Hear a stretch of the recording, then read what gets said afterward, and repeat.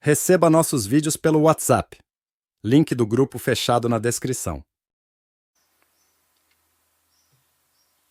Como podemos resolver esse problema? Você tem de resolvê-lo. É um ato de prazer. Você tem de compreendê-lo. Como resolvê-lo?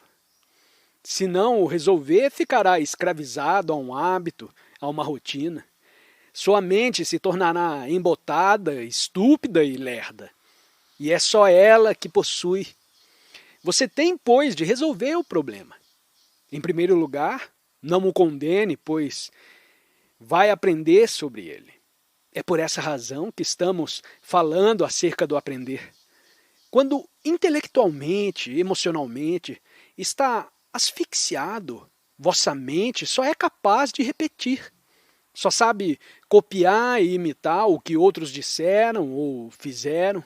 Citar interminavelmente o Gita ou os Upanishads, ou um certo livro sagrado. Intelectualmente é indigente, vazio e embotado. No emprego, copia e imita intelectualmente dia após dia, fazendo sempre a mesma coisa. E o que quer que faça em casa é sempre e só a mesma repetição. Dessa maneira, o intelecto, que deveria ser vigoroso, claro, racional, sadio e livre, está asfixiado.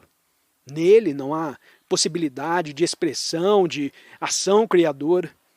E emocionalmente, esteticamente, é total a sua indigência, porque nega a emoção e com ela a sensibilidade. Sensibilidade à beleza, sensibilidade aos encantos de uma tarde, sensibilidade para olhar uma árvore e está em íntima comunhão com a natureza. O que te resta, então? Tem uma única coisa de sua na vida. E essa coisa se torna um problema imenso. Assim, a mente que deseja compreender esse problema deve atacá-lo imediatamente. Porque qualquer problema que continua existente, dias após dia, embrutece o espírito, embrutece a mente. Já não viu o que acontece quando a mente tem um problema e é incapaz de resolvê-lo? O que acontece a essa mente? Ou ela foge e vai cair num outro problema, ou reprime e se torna neurótica. Neurose lúcida, como se diz, mas sempre neurose. Assim sendo, todo problema, não importa de que natureza, emocional, intelectual, físico, tem de ser resolvido imediatamente e não ser transferido para amanhã, porque amanhã terá outros problemas para enfrentar. Portanto, tem de aprender, mas não pode aprender se não resolver os problemas de hoje e simplesmente os transfere para amanhã. Assim, cada problema, por mais complicado e difícil e trabalhoso que seja, deve ser resolvido no mesmo dia e no mesmo instante em que surge. Veja o quanto isso é importante. A mente que deixa um problema criar raízes, por não poder resolvê-lo, por não possuir a capacidade, a intensidade, o ardor necessários ao aprender, essa mente, como se pode ver nesse mundo, se torna insensível, medrosa, feia, interessada só em si mesma, egocêntrica e brutal. Portanto, cumpre resolver o chamado problema do sexo.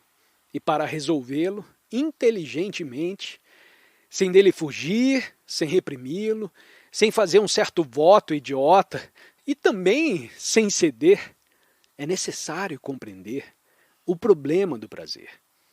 E importa ainda compreender outro problema, ou seja, que os entes humanos, em maioria, não são originais. Muitos são capazes de recitar o Gita às avessas, mas são entes humanos de segunda mão, sem nada de original, nada de espontâneo, de real, nem intelectual, nem estética e nem moralmente. Só uma coisa lhes resta: o apetite. não só do estômago, mas também do sexo. Não há moderação nem no comer, nem no sexo. Tem visto pessoas a comer, a engurgitar-se, e a mesma coisa se observa no domínio sexual.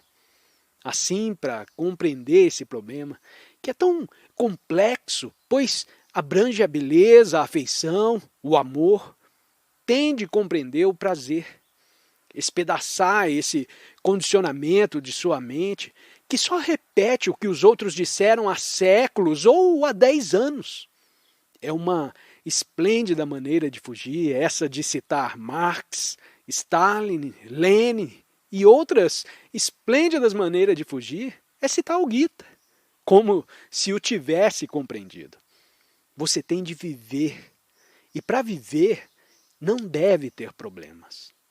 Portanto, para compreender esse problema do sexo, deve libertar a mente, o intelecto, a fim de poder olhar, compreender e estar sempre em movimento. E também, emocionalmente, esteticamente, olhar as árvores, as montanhas e os rios, e a sordidez de uma rua imunda. E deve prestar atenção aos seus filhos. Como estão sendo educados, como se vestem, como fala com eles. Tem de ver a beleza de uma linha, de um edifício, de uma montanha, da curva de um rio. Ver a beleza de um rosto. Tudo isso é libertar a energia.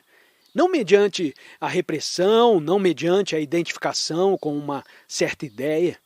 É o libertar de energia em todas as direções, de modo que estética e intelectualmente sua mente se mantém ativa, racional e lúcida, e percebe as coisas como são. A beleza de uma árvore, de uma ave que voa, da luz refletida na água e de tantas outras coisas da vida.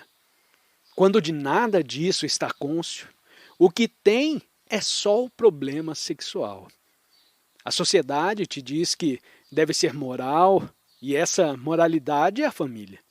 A família se torna uma influência mortal quando oposta à coletividade, à sociedade. E é aí que se inicia o processo destrutivo. A virtude, pois, nada tem que ver com a respeitabilidade. A virtude é como uma flor que se abre. Não é um estado alcançável mediante esforço. Conhece a bondade. Não se alcança a bondade nem a humildade mediante esforço. Só o homem vão luta para se tornar humilde. Uma pessoa ou é boa ou não é. Ser não é vir a ser. Ninguém pode vir a ser bom, ninguém pode vir a ser humilde. Assim é a virtude. A estrutura moral de uma sociedade baseada na imitação, no medo, em feios interesses e ambições pessoais, na avidez, na inveja, não é virtude. Virtude é a ação espontânea do amor. Espontânea. Não é uma coisa calculada e cultivada, chamada virtude. Ela deve ser espontânea. Do contrário, não é virtude. Como pode ser virtude se é uma coisa calculada, exercitada e mecânica? Tem, pois, de compreender o prazer. E também de compreender a natureza e o significado do prazer e do sofrimento.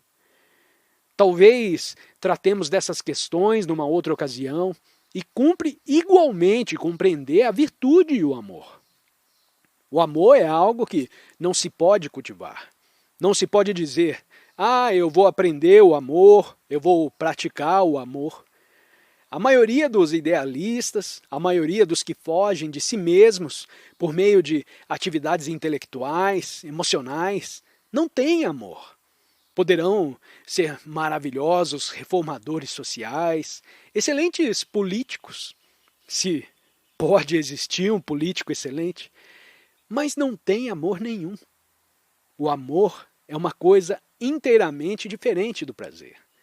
Não podemos nos encontrar com o amor sem o profundo discernimento da paixão. Não podemos nos encontrar com ele se o negamos, dele fugimos, porém só se o compreendemos. Há um grande deleite na beleza do prazer. O amor, pois, não pode ser cultivado. O amor não pode ser dividido em amor divino e amor físico. Só há amor. Não amor por muitos ou por um só. Por isso é absurda a pergunta. E você ama a todos? Uma flor perfumosa não tem preocupações sobre quem a cheira ou quem a despreza. Assim é o amor.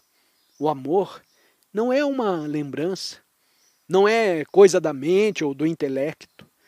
Ele nasce naturalmente como a paixão, quando o problema da existência, o medo, a avidez, a inveja, o desespero, a esperança, foi compreendido e resolvido. O homem ambicioso é incapaz de amar.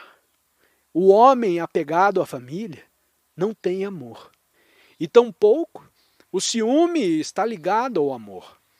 Quando você diz, eu amo minha mulher, não está dizendo a verdade. Porque no próximo momento você tem ciúme dela. O amor implica a mais ampla liberdade. Mas não para cada um fazer o que bem entender. Mas o amor só vem quando a mente está muito silenciosa e desinteressada, não concentrada em si própria. Não estou tratando de ideais. Se não tem amor, não importa o que fizer. Sair em busca de todos os deuses possíveis e imagináveis.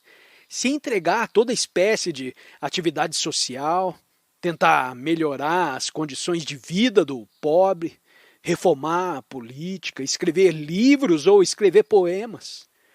Você é um ente humano morto.